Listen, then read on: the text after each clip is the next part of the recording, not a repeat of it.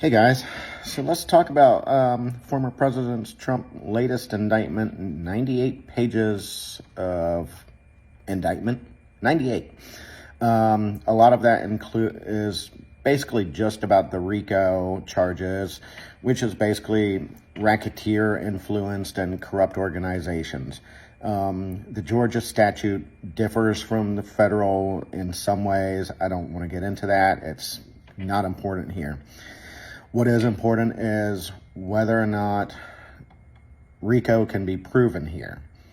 There are specific elements that have to be proven with regard to the crime of RICO. State must also prove separate underlying offenses beyond a reasonable doubt. They've got to prove that the defendant committed 2 or more predicate crimes. Those are listed in the statute.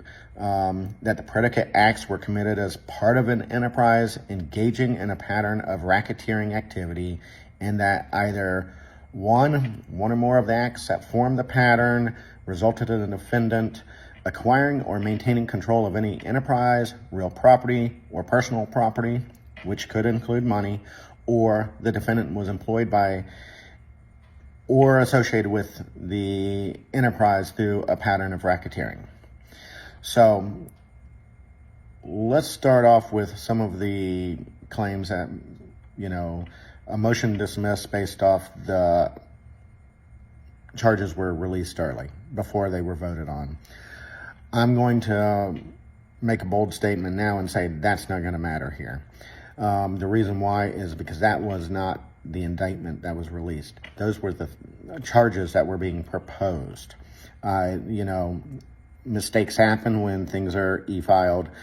Should that have been filed? Probably not. Would I file a motion to dismiss on that? Absolutely.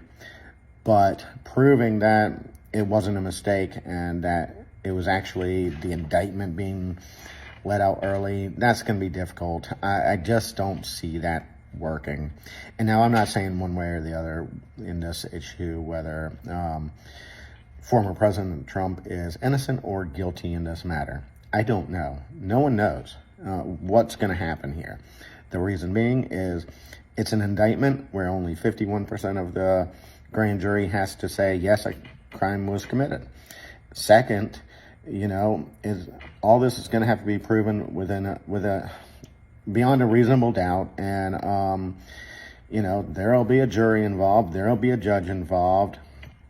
And none of us have seen the actual evidence that they speak of in the indictment. Again, remember, in an indictment, the prosecution is the only one that speaks here. You don't have the defense attorney, the defendant, or anyone else like that going out and talking to the grand jury and making a case against this. So it's a one-sided affair every single time, okay?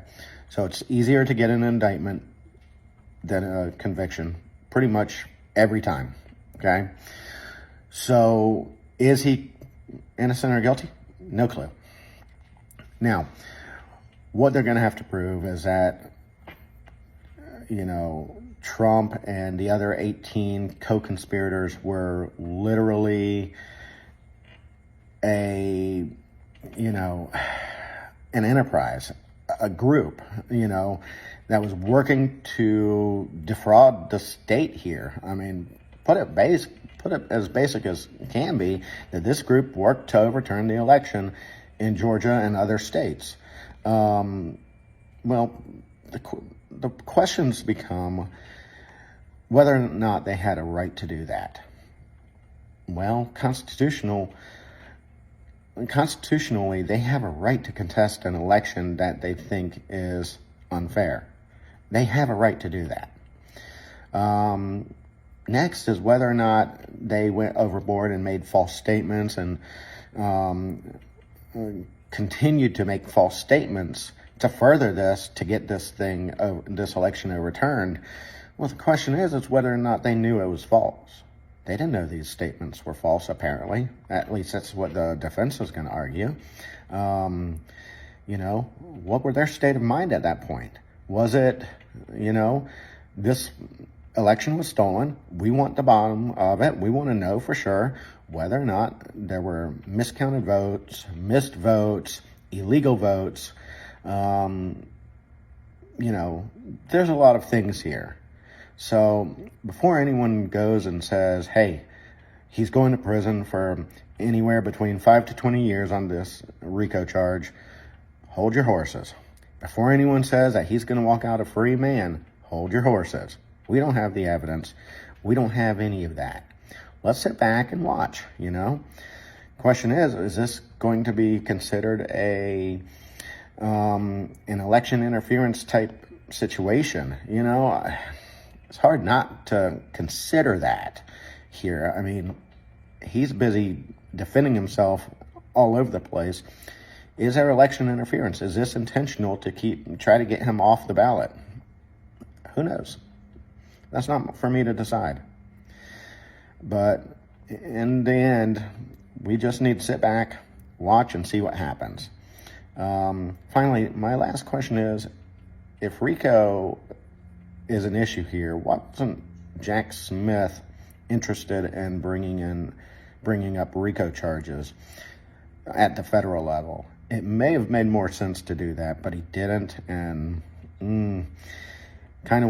makes you wonder about the issues with the district attorney in Georgia, whether or not she's pushing an agenda. I don't know. Make your mind up. Let me know what you think in the comments.